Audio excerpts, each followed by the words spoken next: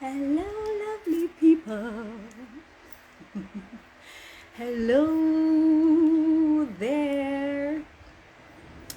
Good afternoon, lovely people. Hello. Hey there. I see you. I see you. Good afternoon. How are you people doing?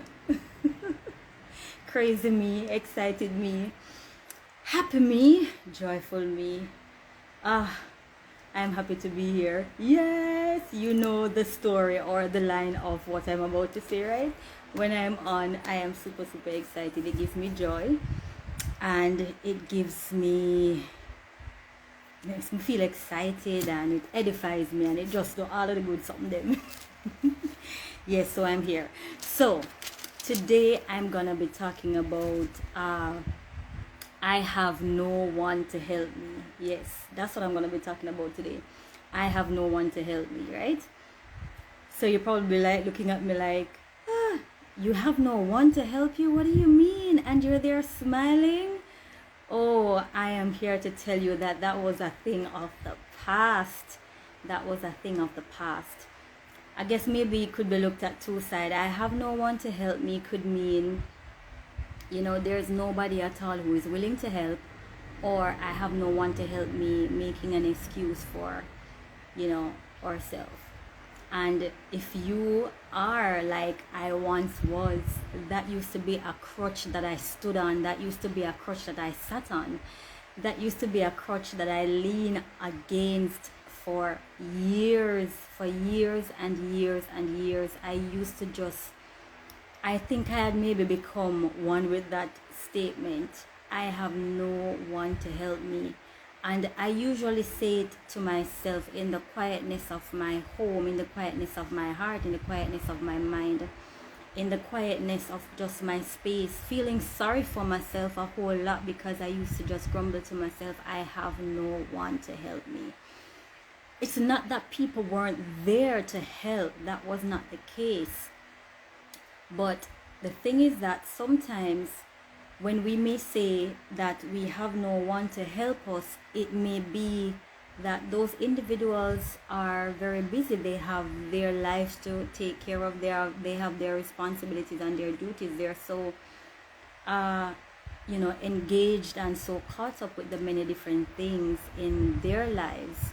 And as we know in today's world, there are so many things that, have us busy. It could be our children. We may have husbands, wives. And I'm talking to everybody now. So though this is the podcast that is primarily focusing on women, today I'm talking to anyone out there who may come across this post, whether you're a male or a female, because yes, we all have gone through some challenges, we all have struggles, we all face the trials, we all have hurdles that we have to jump over. So I'm talking to you today to encourage you who may come across this stream today. And even if you happen to come across it on the replay, that's quite fine. I just hope that when you would have watched, it would have impacted you and inspired you to search yourself and to make some changes in your life so that you can walk in value and victory. Now let me just get right back to what I was talking about. Now sometimes individuals may be so busy that they are not able to give you the time that you think they should give to you, and sometimes we may think that others are obligated to making time for us. No, what I mean by that, sure, you have families, you have friends, sure, we should all make time for each other, for the persons that we love and we value the most, or the relationships we value.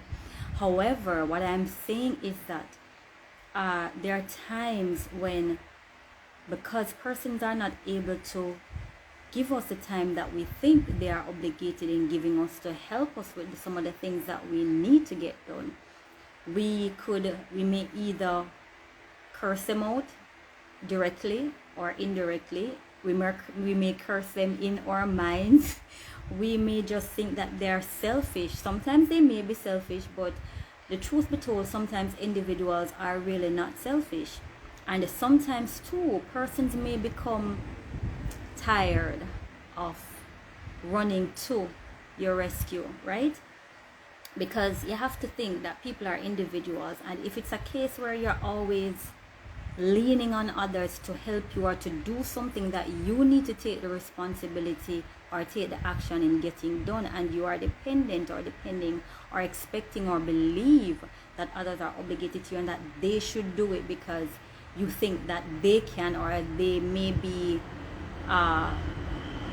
more knowledgeable, they may have more exposure, they may just be better at whatever it is that you need to get done or need help with. But sometimes, after individuals may have helped you once or twice or 3 times perhaps with something, it may not even be the same thing that they've assisted you with. There are times when individuals may become a little bit weary and just want you to just give them a break, like you should try to figure things out on your own. And nothing is wrong with that, because sometimes if we are not able, or we don't learn to stand on our own, if we don't learn to figure things out on our own and learn to get things done, then what is going to happen? We may become so caught up with the statement and become riddled. It may even cripple us. Yes, it may even cripple us if we just keep sitting there thinking that we cannot do it, we have no one to help us, and that kind of a thing.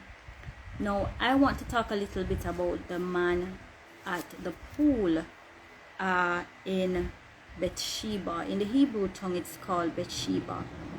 And in Jerusalem, it's by the sheep market. There is a pool. For those who are familiar with this Bible scripture or verses or chapter, St. John chapter 5, you would have already have an idea of what I'm about to get into or what I'm about to share on. Now, with this pool, or by this pool, you have the lame, you have the blind, you have the deaf, you have so many individuals who go by this pool, who awaits their miracle, who awaits their healing, who awaits their deliverance. I'm already feeling this one right here. There are individuals who are there just waiting and believing for something good to come to them, for something good to happen to them. And they come lie wait at this pool, waiting for the angel to trouble the water. Yes? But then there was this one man in particular who he was crippled for, he had an infirmity for 38 years. Now that's a very long time. That's a very long time. It could have been that he's 38 years old. It could have been that he's older than 38. But for 38 years, he had this infirmity that was riddled in his body, in his entire being. Now this man, when the angel would have come and troubled the water, and I'm looking now at the verses, it's from verse 1 to 8 that I really want to get into. I will not be reading the entire 8 verses, but I just want to just run through and just let you know that with this man, in his case, he saw and said to himself that, he had no one to help him. Jesus asked him the question, "Wilt thou be made whole?" And the impotent man answered him, "Sir, I have no man, when the water is troubled, to put me into the pool. But while I am coming, another steppeth down before me." Jesus saith unto him, "Rise, take up thy bed and walk." Now that was verse 6, 7, and 8. Now Jesus asked the man the question, "Wilt thou be made whole?" Jesus maybe could have asked him that question because maybe Jesus could have seen that he needed it. And of course he did. But Jesus probably was wondering, is he going to make the move? Because sometimes we need things done too, and we are not necessarily taking the action. We are not necessarily moving as though we ought to be moving. Right? He was asked this question, "Wilt thou be made whole?" What is in this man's head? He clearly now responds and saying that he has no one to help him to get in the water. Then the other story that he gave was that every time he make a move, somebody step in the water before him. Now, in this life, sometimes too, we again as individuals, we may say, oh, I want to get this done, or I need to start this business. I have this idea. I want to start school, or I want to go back to school. I need to improve myself in one way or another. But then we make excuses. I don't have enough money. We hear this all the time where people say, they want to start a business. People say, oh, I don't have the money to start a business. And then you'll hear some other individuals on the other side of the fence who will say, you don't need a big capital to start your business, right? And God has given us everything that which we need. We are equipped with everything in order to fulfill and commission everything, to complete everything that we are commissioned to do, right?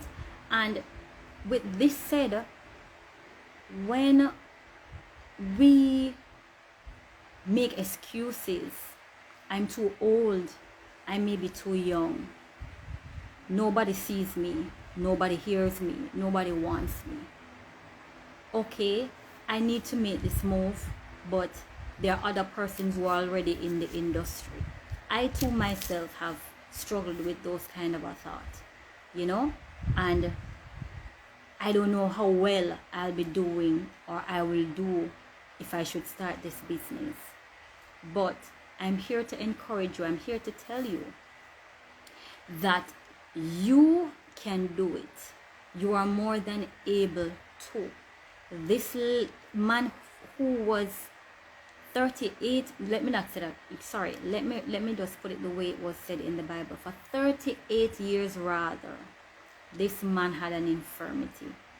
And he had two excuses. You could maybe look at it as two excuses. As I made mention before, he have no one to help him, and the next storyline was every time he make a move, somebody else go before him.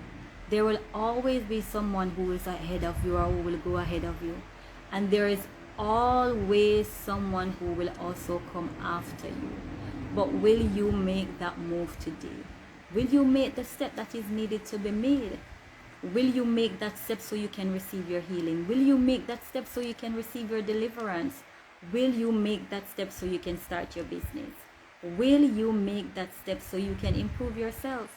I remember a number of years ago, I used to need job letters done. And I used to ask a sister of mine every time I wanted a resume. It's a sister of mine that I used to ask to do it for me, because truth be told, I was not so, what should I say? I was not so capable in writing a proper resume at the time. So of course I would need help, and it's okay. Nothing is wrong with that. But then there were other things sometimes too that I would need to get done. And whenever, if she's not able to do it when I think it should be done, when I want it, honestly, in the back of my head, I used to cuss her out. Remember earlier I said, sometimes if I want somebody to do something and them can't do it, or them not able to do it, or whatever, we are cuss them with a directly or indirectly, that kind of a thing. So in my mind, I used to cuss. I was cussing and say, why she can't just do it? It's so easy. Why she can't just get it done? I need it to be done so I can get to send these resumes in to businesses so I can get a job. But for whatever her reasons were, she was maybe not able to do it at the time that I think she should have done it. Nonetheless, when it was done, I was grateful. However, years down the line after that, I was propelled. That in itself encouraged me. That in itself provoked me to do something for myself. Remember, this is talking about I have no one to help me. Now, in this case, I said to myself, it is going to benefit me. This is another thing too. You may be waiting for somebody to come and help you to get something done, and at the end of the day, it's not going to benefit the other individual. So sometimes two persons may think, why should I help you get something done? It's not benefiting them, and that may be so. But in the same breath, if it's something that is going to benefit you, it is for your full benefit. It is for you to get the necessary things done so you can be fully equipped with what you need to accomplish what you desire. Now, with that provoking me and everything, I went back to school. I went back to school and improved myself. Now, back in the days going to high school, my mom could have only afforded to pay for very few subjects. I think it could have been maybe 4 subjects. That's it. And it was math, English, I think it was accounts, and principles of business. It could have been maybe 3 or 4. I don't even remember. But of course, I failed them. I failed them all. And years later, I decided I would have gone back to school to equip myself, to improve myself, so I wouldn't necessarily have to be so dependent. And of course, we still need people, we still need each other. And I don't have it all together, I don't know everything, of course not. And wherever I need help, I sure will ask for help. However, in the areas where I thought I needed to improve myself, in the moments, I eventually did. I may not have done the improvement or gone back to school to improve myself immediately after those experiences. But years down the road, I decided to go back to school to improve myself, and so that I can equip myself with the necessary tools to be able to function in the way that I ought to at each phase or stage or whatever it is that I need to get done.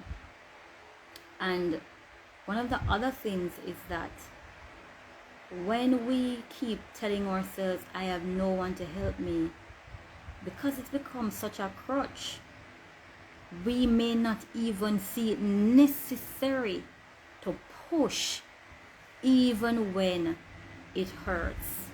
No, I had to push through a whole lot to get certain things done, because at the end of the day, I knew it would have benefited me in the long run and no one else. Or maybe eventually I will be able to help somebody else. Well, that may be too. But in the moment, it was truly primarily benefiting me. So I had to do what I needed to get done. Now,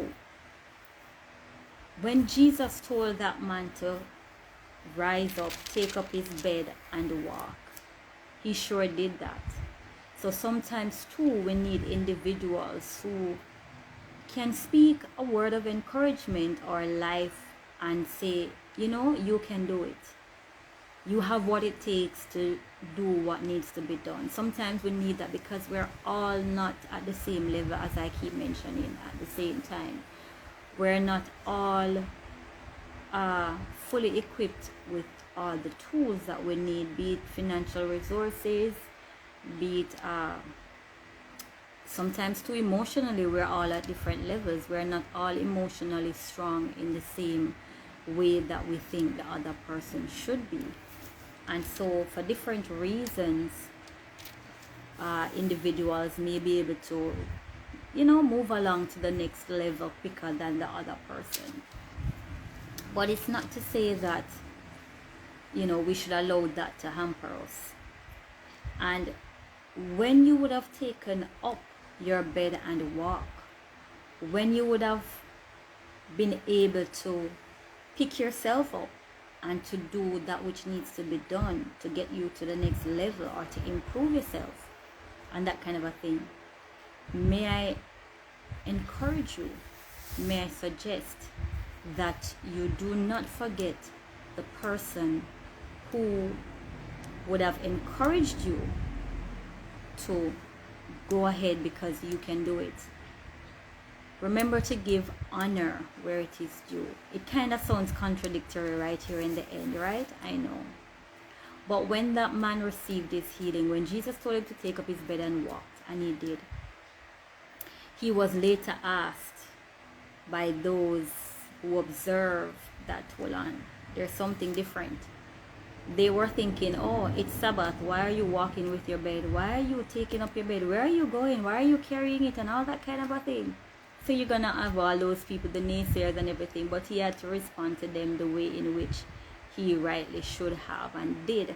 And let them know that because of the crowd and everything, he was not able to really see, or know to point out exactly who did, right? But he told him that it is whoever who told him to take up his bed and walk. Yes. And he said, and he that was healed wist not who it was, for Jesus had conveyed himself away, a multitude being in that place. So the place was very crowded. So it was a little challenging for him to maybe point out, who healed him, who set him free from his infirmity of so many years. And I just want to encourage you today, my dear lovely people, to know that you can do it. You may not have anyone to help you. You may not have a man as a woman. Like me too. Back in the days too, I used to say, well, I don't have a man to help me to do this and to help me to do that. As a man, you might be saying you don't have a woman to help you to do this or to do that. But the truth be told is, the Lord has equipped us with what we need to do what we need to do. He has given us also the will to do. But sometimes it seems like we don't have the strength. Sometimes it seems like we don't have all that which we need to accomplish that which we are set out to do, right? I know. I've been there. And there are still days sometimes that I may, think that, oh wow, can I do this? How am I going to do this? But then the inner man, the Spirit of God reminds me that I can do all things through him, Christ Jesus, who strengthens me. Then I have to draw for the word, because it's so easy for the flesh man to get discouraged, to be disheartened, to, become despaired and that kind of a thing. But then when you have a hope to that which you are called to, like myself, then I pull on that and encourage myself in God, encourage myself in the word. And of course, it's always good to surround ourselves with people who are like-minded, to surround ourselves with people who will encourage us, lift us up, edify us. It is important to surround ourselves with people who sees the good in us, with people who sees the greatness in us, with people who sees the value that is upon our lives. It is very significant to surround ourselves with people like that, because sometimes when we may not have the strength or may not feel like, encouraging ourselves like David did in God, sometimes we're going to need those people too, who will say, hey, you can do it, go for it, make the move. Yeah. So I just quickly want to say to you today another thing. Ask yourself this question: am I capable of becoming whole? Am I able to be the best version of myself? Am I capable of doing great things? My answer to those questions: yes. Yes, you can be made whole. Yes, you can do great things. Yes, there is great things in store for you. And yes, you can do all things through Christ who strengthens you too. All you have to do is 1, believe. 2, trust in God. 3, make the move that you need to make by asking the questions that you need to ask individuals, so that you can receive the answers that which you need to receive to be able to do the things that you need to get done. And never ever think that or feel ashamed that because you may be of a certain age or reach a certain stage in your life, you become so despaired or discouraged or shameful, thinking that, oh, you're 30, you're 35, you're 40, you're 45 perhaps, and you have not yet done certain things or accomplished certain things. or feel shameful to think that, wow, if I have not yet, done this at this stage in my life, is there any hope? Is there even a reason to bother to try to? I'm here to tell you, it's never too late. 38 years that man suffered with his infirmity. Maybe in his back of his mind, maybe he probably could have thought, there's never going to become a time where I will receive my healing. Maybe he probably thought, every time, as he said, every time he tried to make a move, somebody else got before him. Maybe that could have caused him to become discouraged and sick for 38 years. Probably he could have been made whole in the first year of his infirmity. Who knows? I don't know. I'm just saying. In the same breath, it's the same thing for us. So I'm here to encourage you, to let you know, it's never too late. 38, wow, that's a long time. That's a very long time. But you're not too old. You're not too old. You are not too old to receive from God. You are not too old to walk in newness. You're not too old for great ideas to just be bubbling up in your mind. You're not too old to manifest those great ideas into business ideas that God has given you. You are not too old to go back to school. You are not too old to become a wife. You are not too old to become a husband. You are not too old to do great things. You're not too old to walk in value and to walk in victory.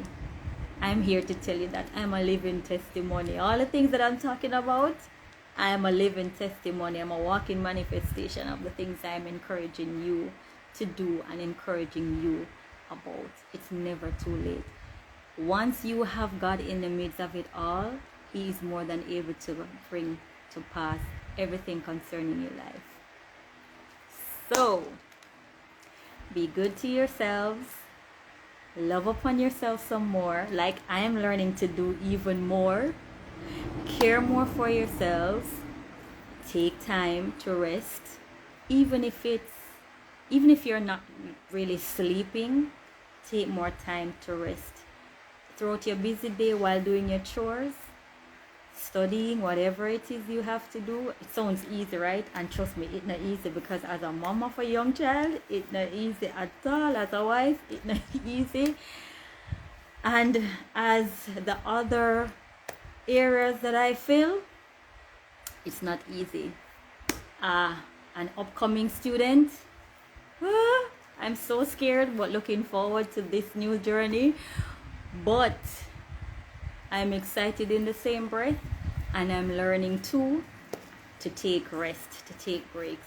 Yesterday I was so busy, and busy me being productive, getting stuff done, putting things together for a new venture, which of course I told you the other day I'll share soon with you guys. And so I was so, busy with it. But what I found and learned and recognized something yesterday, throughout the entire day of being productive, I took rests. I stopped for maybe 3 or 4 times throughout the day, and trust me, usually me just go, because I'm an individual. Whenever I'm doing something, I don't stop until it's finished, until it's completed, usually.